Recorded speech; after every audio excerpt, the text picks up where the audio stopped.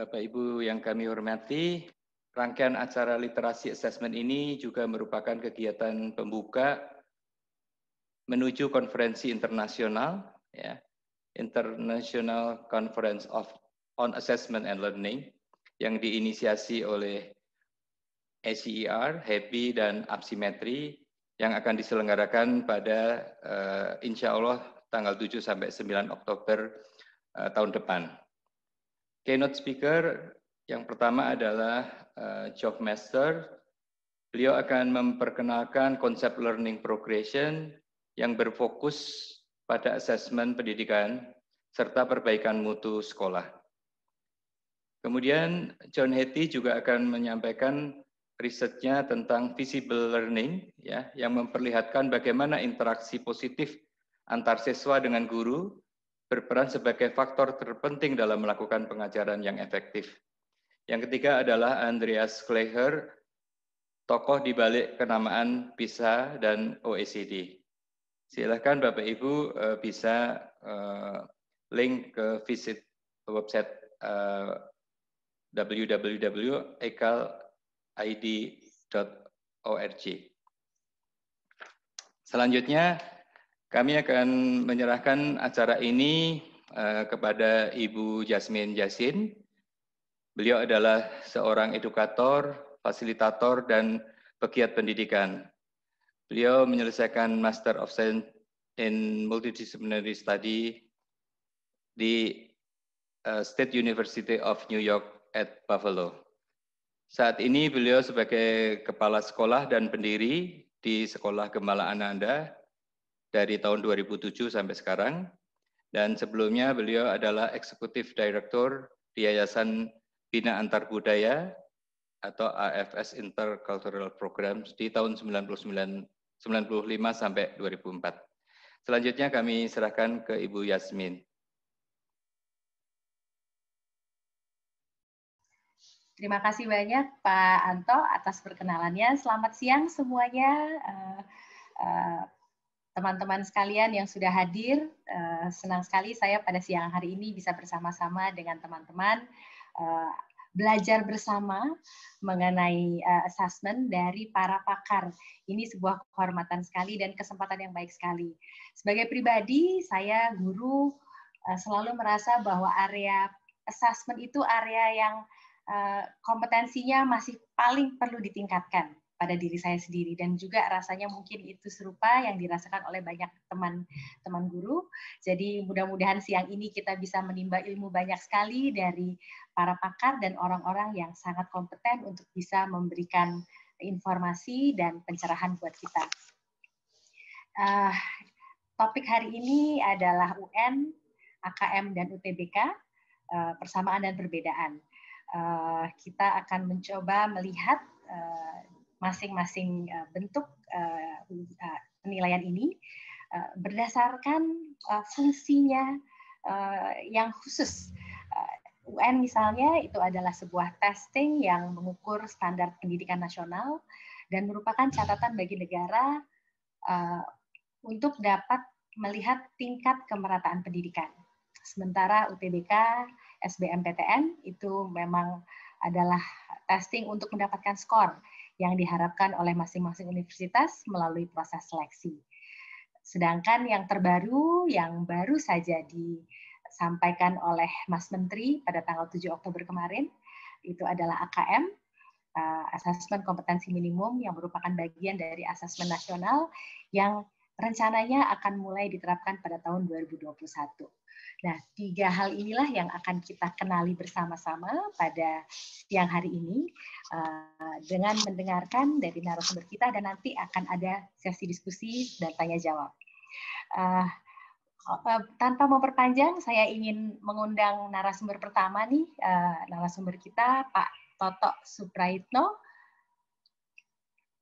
Beliau memiliki gelar Doctor of Philosophy and Economics dari University of Illinois at Urbana-Champaign.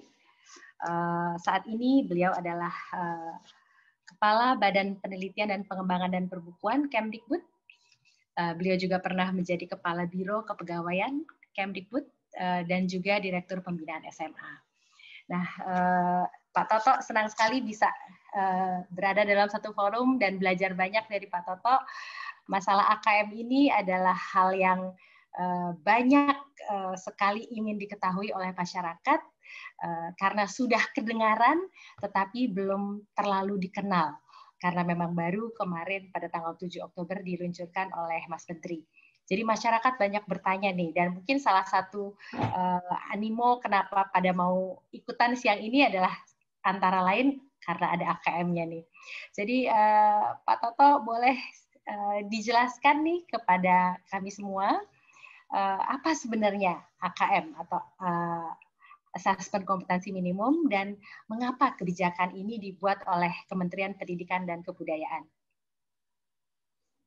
Silakan Pak Toto, mudah-mudahan meskipun materinya banyak yang informasi banyak yang ingin disampaikan, tapi mudah-mudahan waktu yang ada kurang lebih 10 menit cukup untuk bisa memberikan gambaran kepada kami semua. Kami persilahkan Pak Toto. Ya, terima kasih Mbak Yasmin. Assalamualaikum warahmatullahi wabarakatuh. Selamat siang, salam sejahtera. Terima kasih saya ditemani para pakar dari Pak Yahya Umar, Suhu, pertama dari Pusmenjar di Balitbang, lalu Pak Urip, Absimetri, Pak Bahrul, Pak Doni Kusuma, dan kawan-kawan semua dari Acer, Mbak Lani, Mbak Yasmin, Mas Anto. Dari sekian narasumber itu yang paling tidak pakar saya, ini dari birokrat. Jadi terima kasih, saya menyampaikan beberapa hal yang singkat saja. Pertama, kenapa kita menggulirkan AKM? Ini bagian dari asesmen nasional. Kita sudah lama belajar dari PISA, itu dulu tokoh inisiatornya Pak Yahya Umar sejak tahun 2021, kita sudah mulai ikut PISA, juga ikut TIMSS, PERS, juga dari UN sendiri. Kita setiap kali hasil PISA, hasil TIMSS, hasil UN dirilis itu selalu rame. Seram bahwa ucapannya hasil capaian belajar anak-anak kita rendah. Di PISA, di TIMSS, segala macam. Di literasi membaca, di literasi matematika, di literasi sains, PISA, UN per mata pelajaran cenderung rendah. Nah, banyak studi juga, kajian-kajian yang melihat learning profile anak-anak Indonesia, passion dari learning dari kelas 7, kelas 9, kelas 12 seperti progressionnya. Ternyata Indonesia termasuk yang learning profile-nya itu flat, relatif flat dibandingkan negara-negara lain yang berkembang ya. Lalu kalau kita bicara investasi, ya, pendidikan adalah investasi, tidak sekedar bukan konsumsi sungguhnya. Ya. Kalau investasi itu perlu yang ditanyakan adalah return-nya.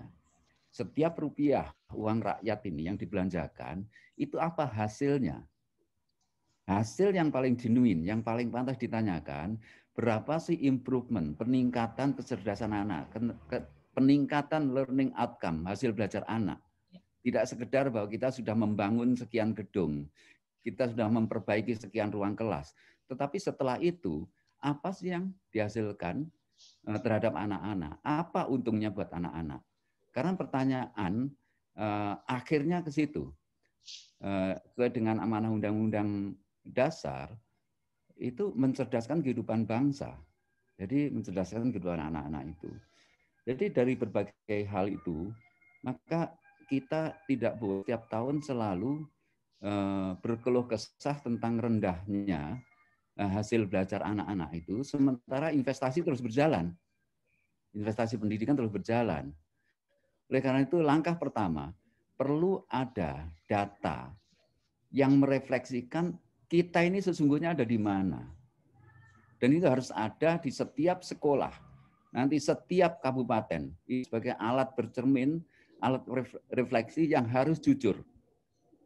Pertanyaannya kemudian, lalu UN apakah tidak menyediakan itu? Ya, UN menyediakan, salah satu fungsi UN adalah memberikan untuk membuat pemetaan per sekolah, sehingga capaian UN di setiap sekolah itu dianggap sebagai capaian belajar anak-anak. ini ada problem dulu ketika UN tingkat integritasnya yang rendah, ketika masih kertas, itu luar biasa. Itu adalah cermin yang tidak jujur, cermin yang bureng, kelihatan bagus tapi sesungguhnya tidak bagus, dan sebagainya. Integritas assessment UN ketika itu sangat rendah. Pemerintah berupaya kita membuat UN ini sebagai sebuah assessment yang berintegritas tinggi dengan perkenalkan UNBK, ya. Lumayan. Hasilnya lumayan. Kaca yang bureng tadi berhasil kita jernihkan sehingga terlihat yang tadinya tidak berintegritas dengan kecurangan tiba-tiba jatuh. Bukan turun. Saya mengistilahkan ini bukan nilai yang turun, tapi nilainya terkoreksi kepada fakta yang sesungguhnya. Cermin yang sungguhnya. Tapi kemudian UN ini berhasil dilaksanakan secara nationwide. Setiap anak, setiap sekolah SMP, SMA, kesetaraan di UN. Nah, dengan sifatnya yang nationwide, dengan coverage yang luar biasa seperti itu, setiap tahun sekitar 8 juta anak yang ikut UN, maka ada trade-off, ada yang dikorbankan, yaitu kedalaman materi, ya, dan bahkan keluasan materi itu. Jadi menang di coverage seluruh anak, tetapi lemah di kedalaman dan keluasan materi yang diujikan.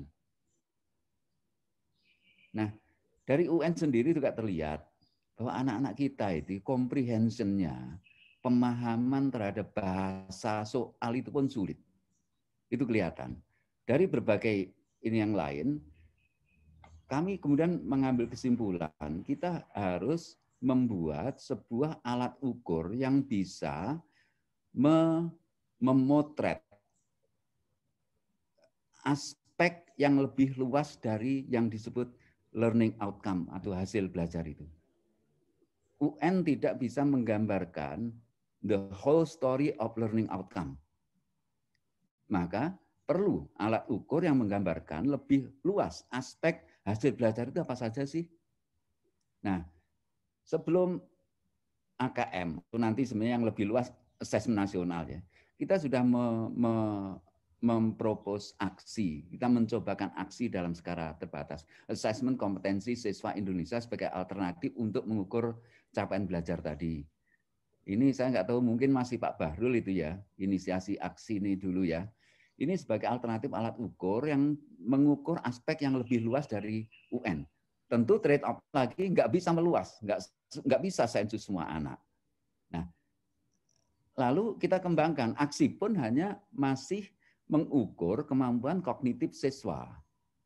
Meskipun sudah lebih luas dari UN, termasuk kalau UN itu hanya multiple choice dengan satu jawaban benar, aksi sudah tidak. Sudah dimungkinkan anak memilih jawaban yang berbeda, yang majemuk. Supaya kita itu mengenalkan assessment itu tidak mendorong anak berpikir tunggal. Tapi kami rasa belum cukup. Oleh karena itu, aksi kemudian kita perluas cakupannya, tidak hanya mengukur kognitif siswa di literacy numeracy, tetapi juga ada 3 aspek yang dilihat, yang dipotret di dalam assessment baru ini. Kita sebut assessment nasional secara luas ini.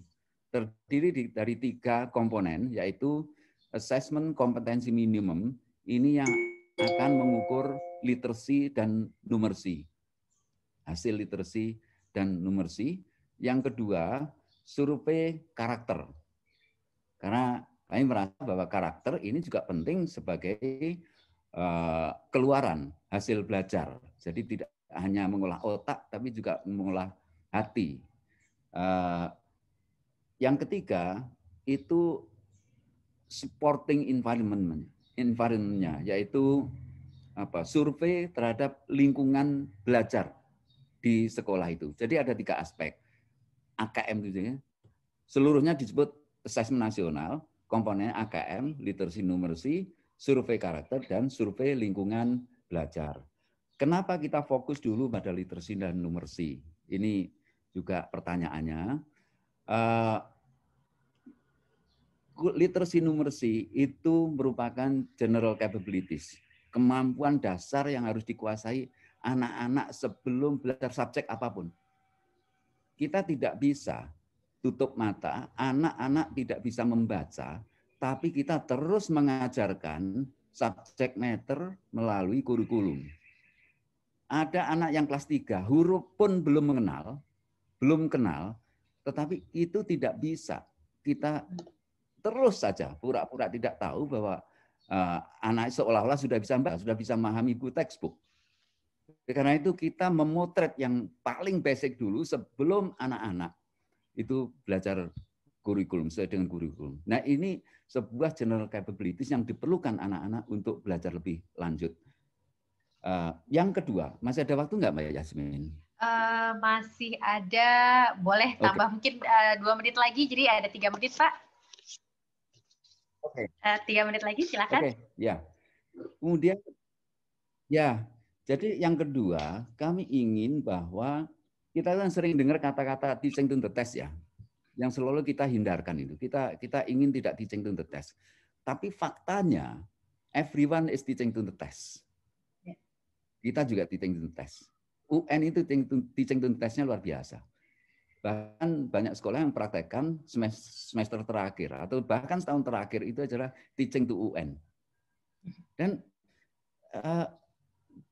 mungkin lebih persoalannya adalah kalau teaching to the bad test itu barangkali jelek banget. Kira-kira kalau teaching to a good test, kalau challenge kita bagus, teaching to a good test, kira-kira bagus atau enggak? Nah, kalau itu bagus, maka sebenarnya kalau itu boleh itu sebenarnya kita bisa menggunakan natural behavior teaching to the test itu justru untuk mendorong assessment itu drive the behavior of learning. Jadi kalau assessment yang bagus ini seperti mendorong critical thinking yang dicanangkan dalam AKM ini, mendorong kreativitas, kemudian mendorong project based learning, problem solving, itu bisa mendrive perilaku belajar, maka itu yang kita inginkan. Assessment kita ingin itu mendrive menjadi pemicu trigger untuk belajar yang lebih baik, tidak sekedar menghafal, mengingat-ingat, tapi juga belajar secara kritis, mengembangkan critical thinking, kreativitas, problem solving, dan sebagainya. Demikian Mbak Yasmin, terima kasih. Terima kasih banyak Pak Toto. Ini menarik sekali karena memang selayaknya assessment itu adalah penghela dari proses pembelajaran ya Pak ya.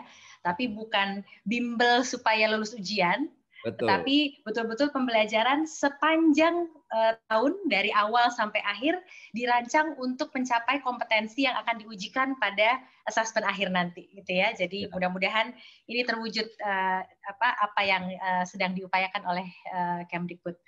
Terima kasih banyak. Sedikit tambahan, ya silakan Pak. Sedikit merancang soal-soal yang di dalam assessment nasional itu tidak bimbelable sebenarnya.